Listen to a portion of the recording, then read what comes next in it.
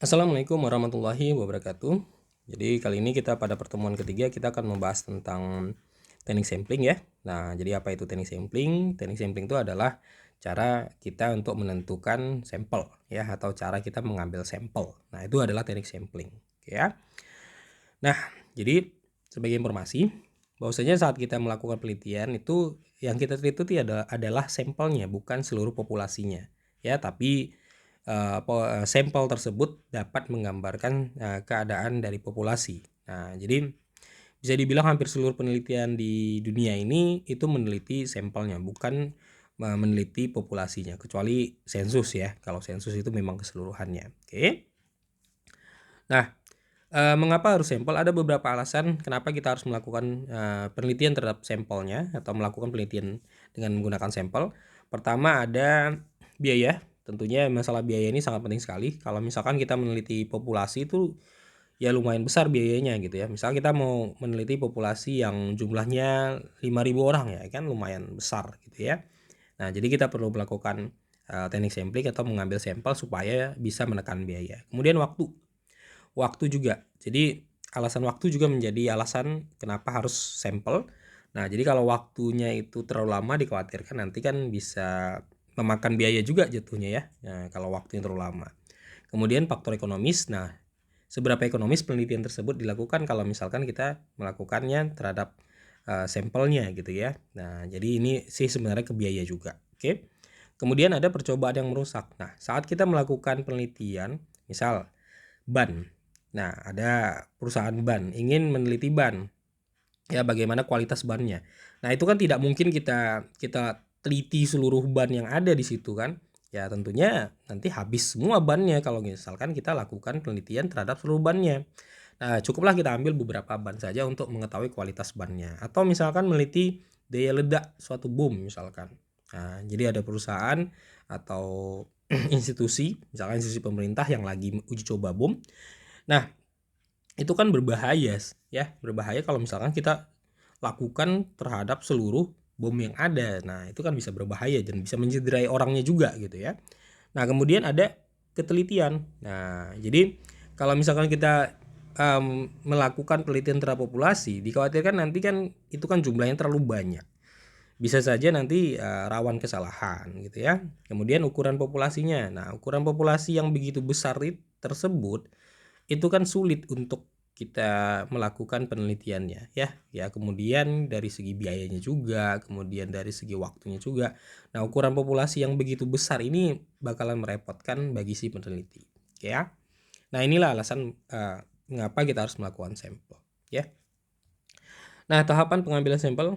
Jadi menurut Dalen ya ada beberapa tahapan. Pertama kita harus menentukan populasi, kemudian mencari data akurat ya populasinya, kemudian memilih sampel yang representatif ya atau yang bisa mencerminkan dari populasi. Kemudian menentukan jumlah sampel yang memadai. Nah, disinilah kita melakukan teknik sampling ya. Jadi berdasarkan kaidah-kaidah ilmiah kita coba melakukan penentuan sampel berapa ya dari populasi yang ada. Oke, nah ini jenis-jenis penentuan sampel ya. Nah, jadi teknik sampling atau cara untuk mengambil sampel ya, ini dibagi menjadi dua bagian. Nah, dari dua bagian ini kita bagi menjadi beberapa bagian lagi. Ada probability sampling. Jadi probability sampling ini adalah yang berdasarkan peluangnya ya. Kemudian non probability sampling ini tidak berdasarkan peluang. Oke. Nah, jadi totalnya sekitar ada 10 metode ya yang mau kita bahas. Nah, yang pertama apa itu probability sampling? Jadi probability sampling itu adalah salah satu teknik pengambilan sampel yang memberikan peluang yang sama bagi setiap unsur anggota untuk dipilih menjadi anggota. Jadi semua punya kesempatan gitu ya. Jadi kalau kita misalkan punya 10 katakanlah 10 populasi. Nah, jadi semua ini punya kesempatan untuk menjadi sampelnya gitu. Nah, kita coba bahas yang pertama dulu, yaitu simple random sampling. Nah, jadi menurut Kerliner, ya simple random sampling ini adalah metode penarikan dari sebuah populasi atau semesta dengan cara tertentu sehingga setiap anggota populasi atau semesta tadi memiliki peluang yang sama untuk terpilihnya. Oke. Jadi gini, misal kita punya populasi 4, ada 4 elemen, ya. Kita mau ngambil sampelnya. Nah, katakanlah kita mau ambil sampelnya 2, ya, ada 2 elemen.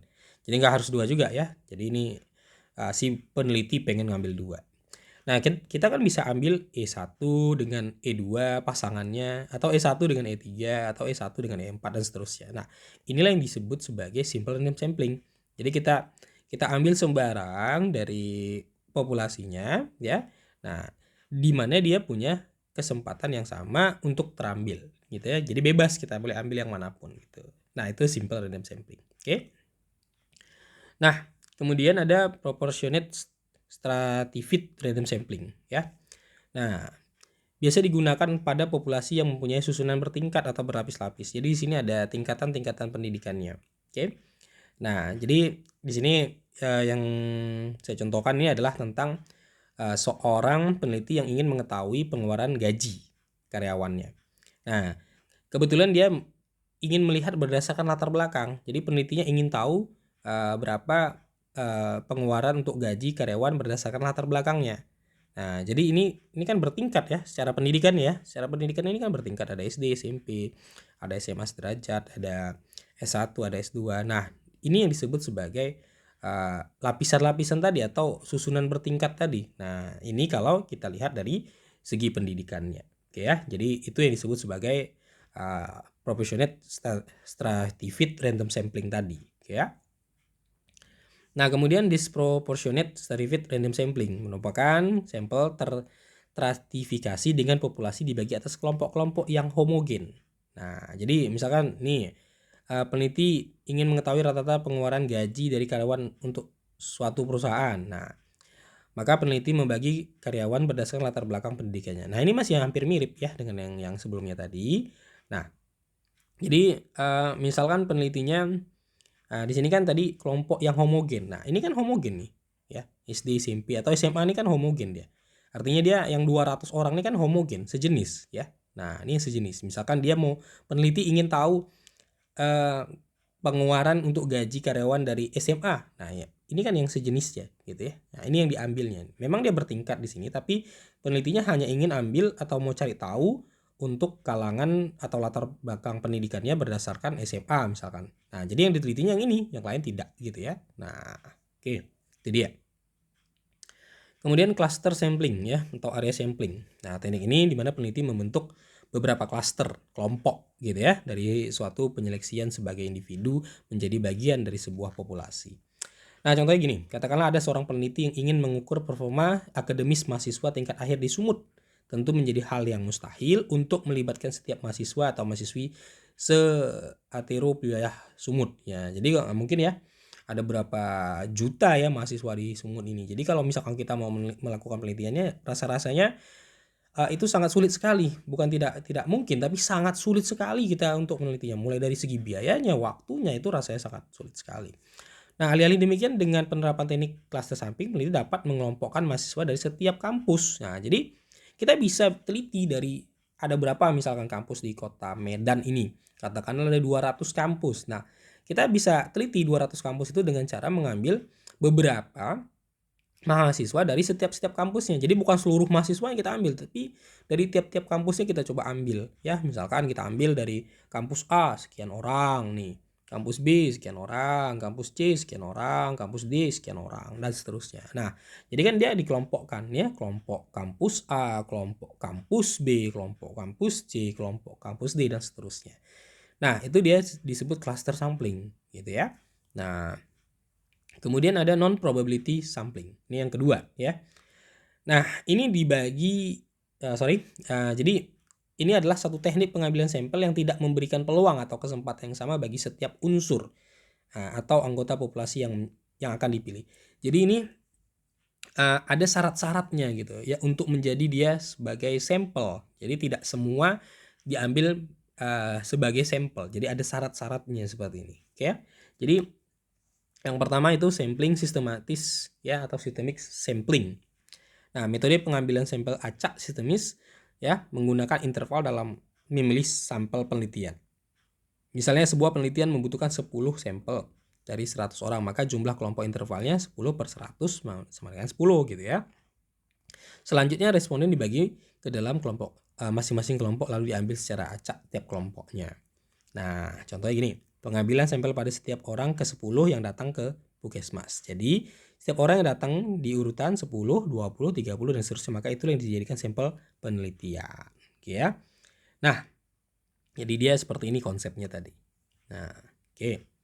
Kemudian ada sampling kuota atau quota sampling. Nah, teknik untuk menentukan sampel dari populasi yang mempunyai ciri-ciri tertentu sampai jumlah kuota yang diinginkan ya terpenuhi. Teknik ini jumlah populasi tidak diperhitungkan. Sekali lagi, populasinya tidak diperhitungkan. Jadi kita nggak tahu berapa jumlah populasinya ya. Akan tetapi diklasifikasikan dalam beberapa kelompok. Sampel diambil dengan memberikan jatah atau quorum ya tertentu terhadap kelompok. Pengumpulan data dilakukan langsung pada unit sampling. Setelah jatah terpenuhi, maka pengumpulan data dihentikan. Sebagai contoh nih, gini. Kita ingin tahu interaksi sosial warga perumahan B. Nah, jadi kan tujuan atau deskripsi dari penelitiannya mengetahui hubungan warga di perumahan B, mencari tahu penyebab jurang pemisahnya, mendapatkan alasannya. Nah, kriteria sampelnya apa? Warga perumahan B yang berdomisili asli maupun berstatus pendatang dan tinggal sementara. Diambil dari status ekonomi yang berbeda-beda, menengah ke atas, ya, standar atau menengah ke bawah. Ini dia kuota sampling tadi ya.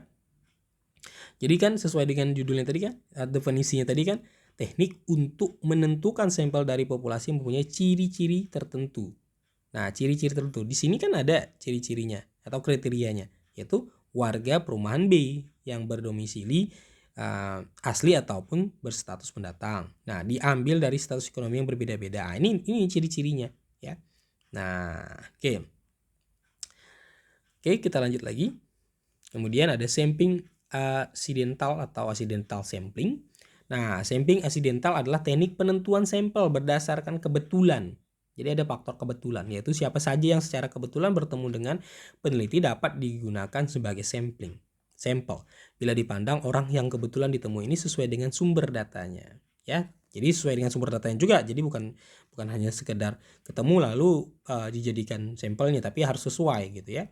Misal peneliti tentang pendapat umum mengenai pemilu dengan mempergunakan setiap warga negara yang telah dewasa sebagai unit sampling ya. Peneliti mengumpulkan data langsung dari setiap orang yang dewasa yang dijumpainya. Nah, jadi misal kita mau meneliti pendapat mengenai pemilu ya kan. Nah, ya siapa saja boleh kita wawancarai ya. Siapa saja boleh kita menjadikan dia sampelnya. Nah, misal kita coba berjalan keluar ya, mencari orang yang mau diwawancarai, ya siapa saja boleh selama dia memang mempunyai hak untuk melakukan pemilihan. Jangan pula kita wawancarai malah anak-anak atau yang belum 17 tahun ke atas gitu ya kan. Nah, itu kan belum punya hak pilih ya. Nah, jadi siapa saja bisa kita gunakan sebagai sampelnya. Yang terpenting dia memenuhi syarat ya gitu. Kemudian ada sampling purposive. Salah satu teknik sampling non-random sampling di mana peneliti menentukan pengambilan sampel dengan cara menetapkan ciri-ciri khusus yang sesuai dengan tujuan peneliti sehingga diharapkan dapat menjawab permasalahan. Nah, sebagai contoh gini, memilih sampel berdasarkan purposive sampling tergantung kriteria apa yang digunakan. Jadi ditentukan dulu apa kriteria yang diambil. Misal di suatu kelas peneliti mau melihat gambaran prestasi siswa yang mengikuti kegiatan OSIS. Nah, ini yang melihat prestasi siswa yang mengikuti kegiatan OSIS. Berarti sampelnya tidak bisa secara acak karena tidak setiap siswa ikut kegiatan OSIS gitu ya kan. Nah, siswa yang diambil sebagai sampel tersebut haruslah ditentukan sendiri oleh peneliti dan kriterianya, yaitu siswa yang anggota OSIS. Nah, jadi kan penelitinya mau tahu bagaimana prestasi siswa yang punya kegiatan OSIS. Nah, tentunya kan siswa itu kan misalkan siswa di sekolah A ada 1000. Nah, kan tidak 1000-nya itu atau tidak seluruhnya itu ikut kegiatan OSIS. Misalkan yang kegiatan OSISnya cuma 100 orang, maka 100 orang tersebutlah yang dijadikan sebagai sampelnya. Jadi kita nggak bisa jadikan 1000 orang tadi ya. Kita punya populasi. Nah, populasi satu sekolah 1000 misalkan. Nah, ada 1000 orang siswa. Nah, yang ikut OSISnya cuma 100. Berarti yang inilah yang kita jadikan sebagai sampel gitu. Oke, kita lanjut lagi. Sampling jenuh gitu ya. Nah, sampling jenuh adalah teknik penentuan sampel bila semua anggota populasi digunakan sebagai sampel. Jadi seluruhnya. Hal ini sering dilakukan bila jumlah populasi relatif kecil kurang dari 30. gitu ya. Nah, sampel jenuh tersebut dengan istilah sensus. Kenapa sensus? Karena seluruhnya gitu ya. Jadi sensus itu adalah kita jadikan seluruh populasinya jadi sampelnya gitu ya, di mana semua anggota populasi jadikan sampelnya. Contohnya misal akan diteliti sebuah kinerja guru di salah satu sekolah swasta di kota Medan. Karena jumlah gurunya hanya 25, maka seluruh guru dijadikan sampel gitu ya. Nah, misal ada sekolah A kita katakan, gurunya cuma 20 ya atau 15, maka seluruhnya kita jadikan sebagai sampel. Jadi kalau dia terlalu kecil, ya kita jadikan saja semuanya itu sebagai sampelnya ya. Nah, oke, itu dia sampling jenuh. Kemudian snowball. Ya, snowball sampling. Snowball samplingnya adalah teknik pengambilan sampel yang awal mula jumlahnya kecil, kemudian sampel disuruh memilih teman-temannya untuk dijadikan sampel lagi. Dan begitu seterusnya sehingga jumlah sampel makin lama makin banyak. Ibarat sebuah bola salju yang menggelinding, makin lama semakin besar. Nah, para peneliti kualitatif banyak menggunakan sampel proposif dan snowball ya. Nah, jadi gini maksudnya ini.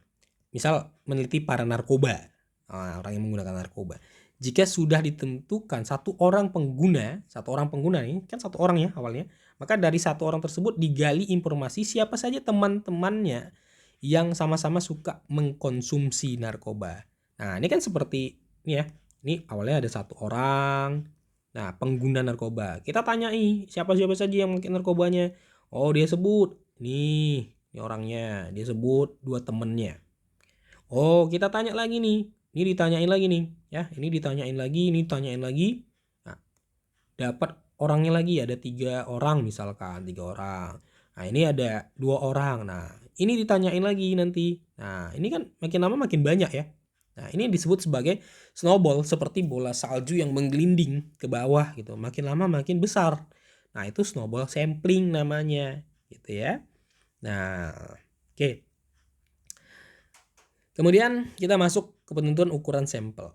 Nah, syaratnya ada ukuran populasi harus diketahui. Pilih taraf signifikan alfa yang diinginkan. Nah, ini harus tahu ya berapa populasinya. Kalau misalkan populasi nggak diketahui, pakai teknik sampel yang memperbolehkan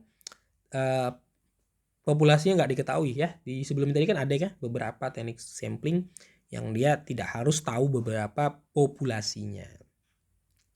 Ada 3 metode praktis ya. Jadi sebenarnya ada banyak, tapi ini kita bahas 3 saja yang ya saya anggap praktis lah gitu ya. Jadi sebenarnya kalau metode penentuan ukuran sampel ini ada banyak sekali. Kalian bisa baca buku-buku yang berkaitan dengan membahas tentang ukuran sampel ya. Nah, di sini kita mau bahas 3 aja. Ada tabel ya, Craig G, kemudian Slovin, kemudian Stephen Isaac ya. Nah, kita coba bahas satu persatu. Ada tabel Craig G ya. Nah, ini menentukan jumlah sampel dengan tabel Krejci didasarkan atas kesalahan 5% ya. Jadi setiap kita melakukan penelitian, yang namanya penelitian itu pasti ada kesalahan ya. Kesalahan itu yang diperkenankan di sini adalah 5% ya kesalahannya. Jadi sampel yang diperoleh itu mempunyai taraf keyakinan 95% ya. Jadi kita punya keyakinannya 95% bahwa penelitian yang kita lakukan itu benar gitu ya. Nah, jadi kesalahannya 5%. Cukup lihat dalam tabelnya, sudah ada tabel di sini. Nah, jadi kalau misalkan ada populasi 10, maka sampelnya 10. Kalau ada populasinya 15, sampelnya 14.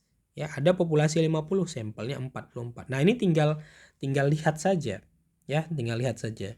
Nah, jadi kalau misalkan kalian melakukan penelitian punya populasi 100, berapa sampelnya? 80. Nah, berdasarkan siapa? Berdasarkan tabel ini gitu ya. Nah, jadi ini sebagai cara termudah untuk menentukan sampel gitu ya, ukurannya atau berapa banyak sampelnya. Kemudian ada Slovin. Nah, ini ada rumusnya. Nah, jadi di mana N itu ukuran sampelnya, N besar ukuran populasinya, E ini adalah taraf kesalahannya. Misal 10% boleh, 5% boleh. Misal gini, kita punya populasi ya N-nya 100 orang ya. Nah, atau kita mau meneliti seorang petani di suatu tempat di kota A. Ada 100 petani di kota A gitu kan.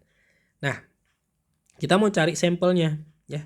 Kita rasa 100 ini terlalu banyak ya, karena Nanti kalau kita mau teliti ke 100-100-nya itu merepotkan kita, waktunya, biayanya. Nah, kita cari sampelnya dengan menggunakan rumus Lopin. Nah, gimana ngitungnya? N sama dengan, ya. Nah, ini kan N-nya 100 ya. Berarti 100 per 1 tambah 100 kali N. Kali E. Nah, E-nya tuh bisa 10%, bisa aja 5%. Nah, tergantung kita.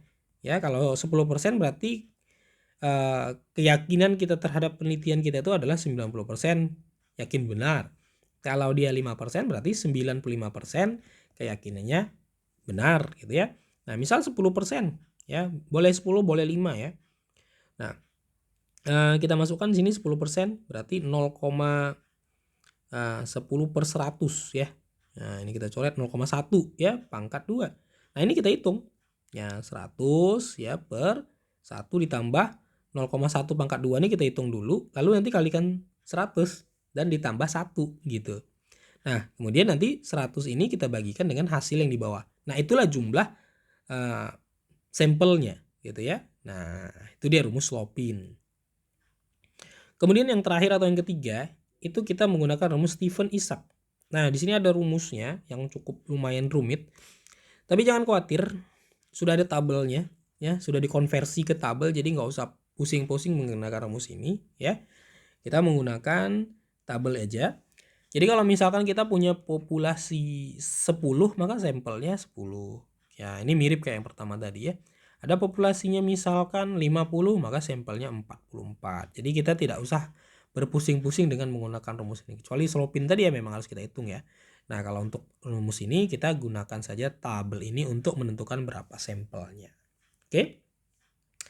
Nah, saya rasa itu aja untuk materi kali ini mengenai teknik sampling ya. Kalian bisa juga cari sumber-sumber lain sebagai bahan bacaan, menambah pengetahuan tentang teknik sampling. Oke, silakan dikerjakan tugasnya yang akan saya lampirkan di deskripsi video. Sampai jumpa pada pertemuan berikutnya. Assalamualaikum warahmatullahi wabarakatuh.